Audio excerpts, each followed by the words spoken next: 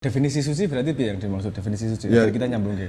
Suci itu kalimat budaya dengan touchingnya, dengan rasa budaya, tapi dia hakikatnya kan bersumber dari pengertian agama, suci apa tidak suci. Ada 3 orang ngomong ini baik, ini ada 1 orang ini buruk. Oke, mungkin yang 3 ini lebih bener, kan relatif ini bergerak. Neng sing 3 ini saya ngomong wong neng warung kopi, sing sisi saya ngomong dokter. Sik bergerak meneh, kan gitu terus ini. Waspada tapi tetap harus ambil keputusan gitu. Tetap ya? harus ambil keputusan. Hidup nggak bisa nggak ambil keputusan. Ya. Kita harus tetap ambil keputusan di dalam kewaspadaan.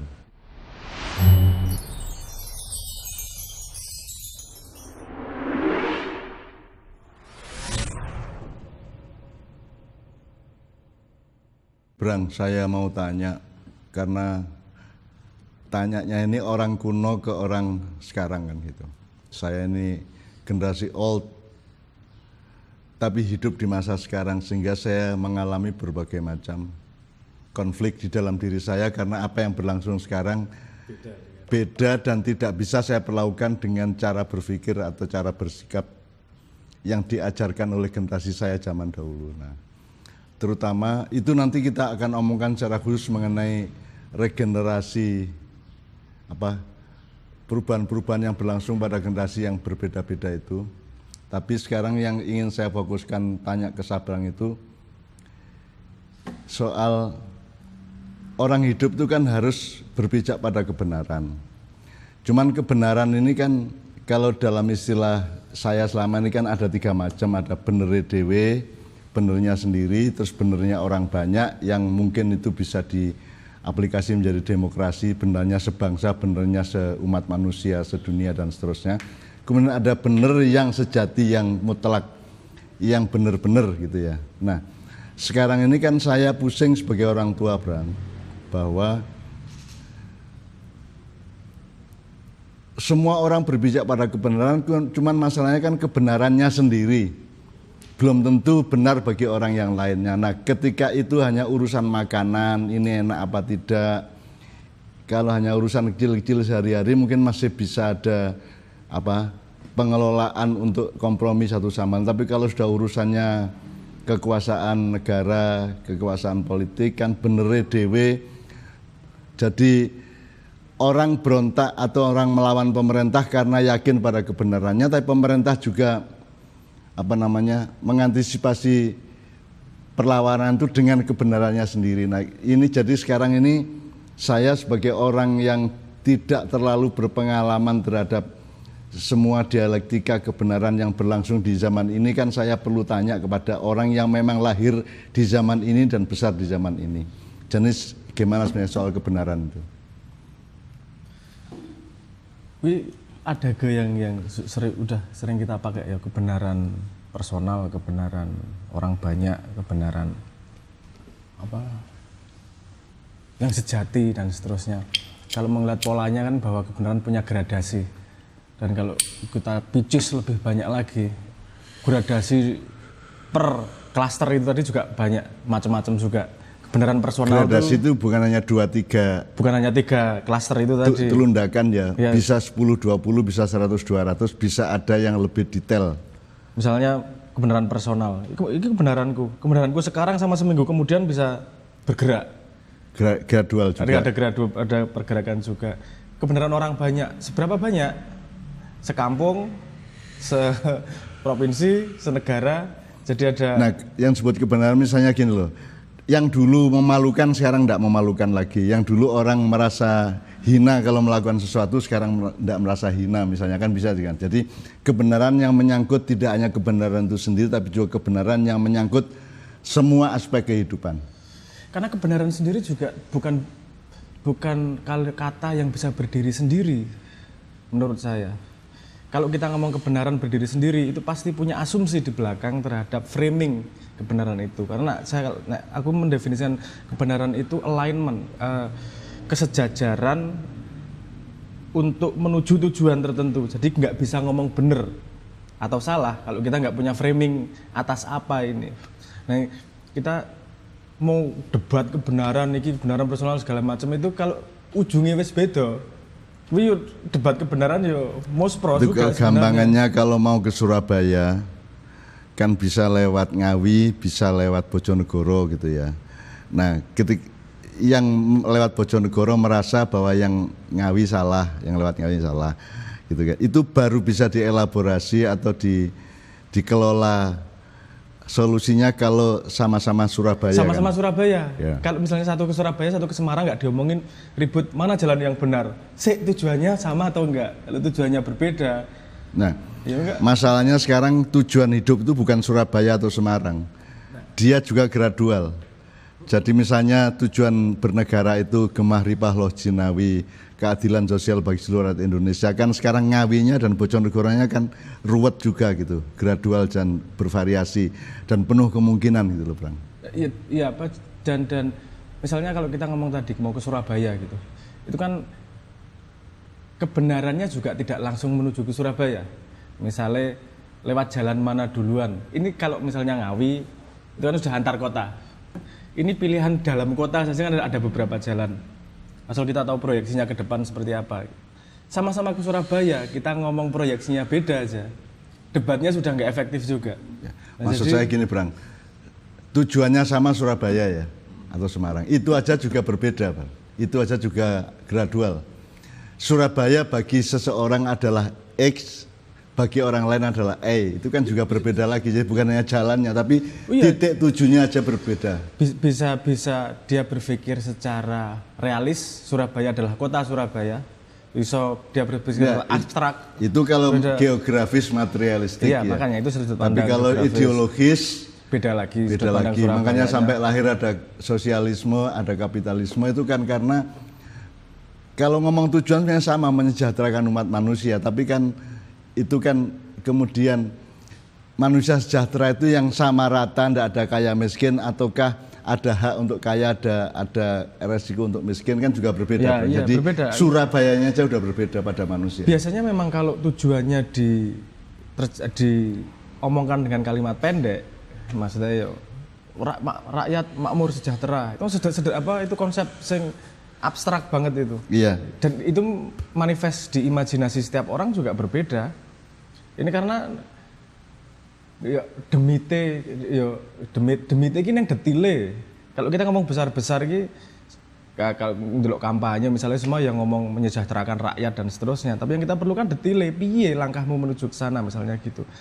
Karena tujuan besar dibikin abstrak, dibikin sapuan lebar, itu ya simpel-simpel aja, hampir semua bisa ngomong sama, pengen masuk surga semuanya pengen makmur, semuanya pengen adil. Neng detile piye iki? Karena kadang-kadang ada hal yang tidak intuitif juga. Iki misalnya contoh sing rodok menukik iki. Adil makmur. Semuanya Jadi, semua yang Sabrang maksud mungkin pokoknya baik lewat jalan mana, bagaimana cara menempuh jalan maupun titik tujunya itu kan probabilitas semua ya. Semuanya kemungkinan. Tidak ada kepastian, tidak ada apa ya, Brang.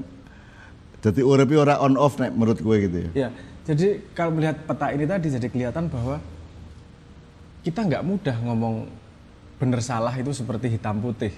Kayak lampu diceklek on, gelap, terang diklik off, gelap, nggak sesederhana itu karena ada gradasi juga, ada variabel, ada turunan, ada mutasi. Ora pati bener tapi cukup optimal untuk sekarang kan bisa gitu juga. Jadi yang paling karena hidup manusia kan multifaset juga, multi dimensi juga dalam satu kehidupan manusia. Jadi kita ngomong kebenaran. Ini sebenarnya yang pengen tak garis bawahi.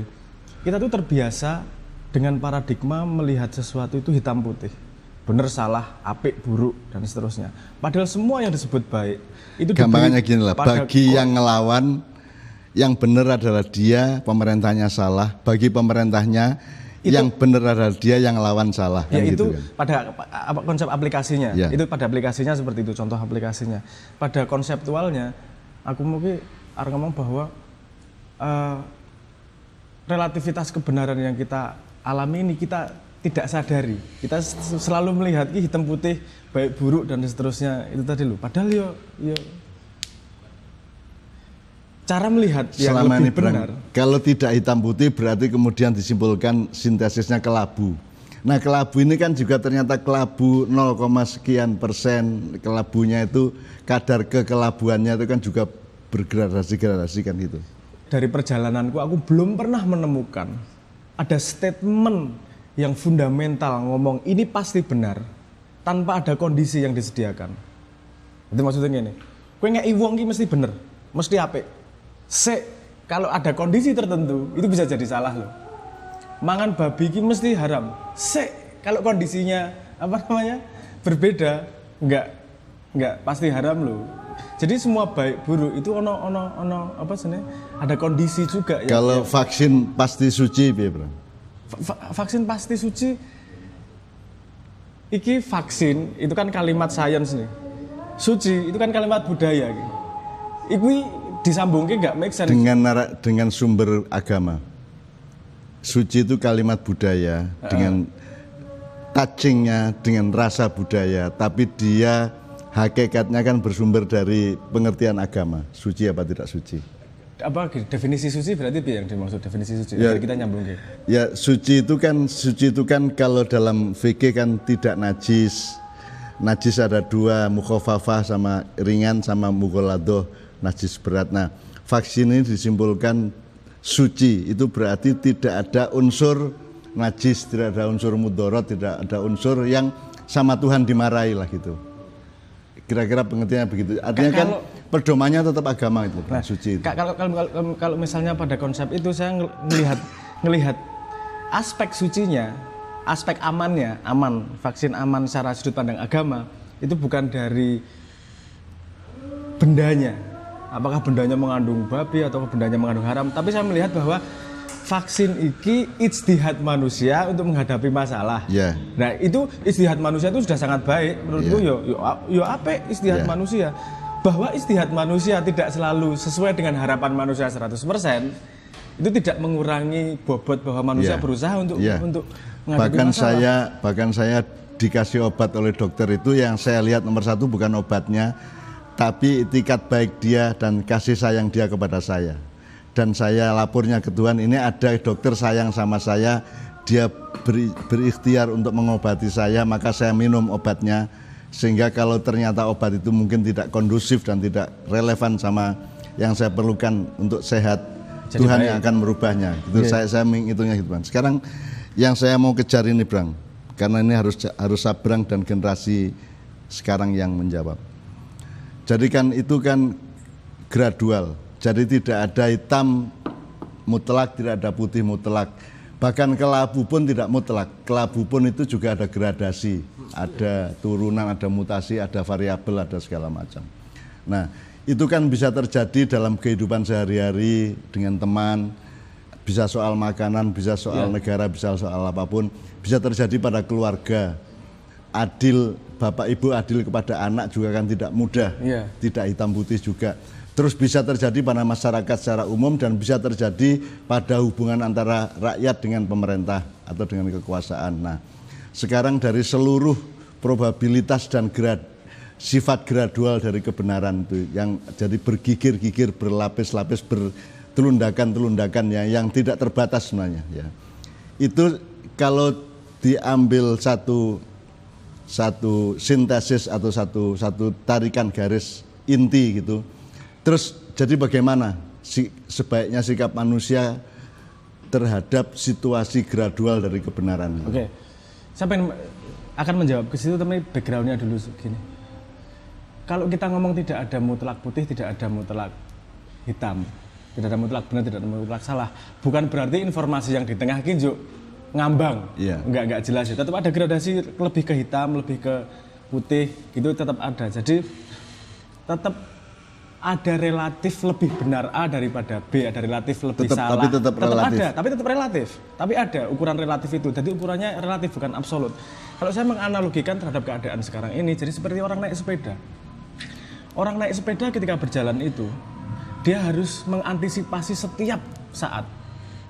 Ketika roda dua ya, sepedanya roda dua. Dia nggak bisa terus, oke, fix stangku gini, ontelku saat ini, mesti tiba. Karena kondisi keseimbangan bergerak terus dalam naik sepeda itu.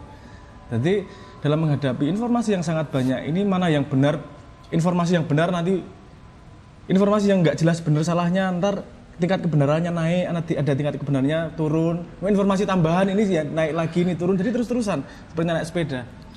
Yang bikin bermasalah adalah wong naik sepeda yang males. Wong naik sepeda males itu golek roda 3.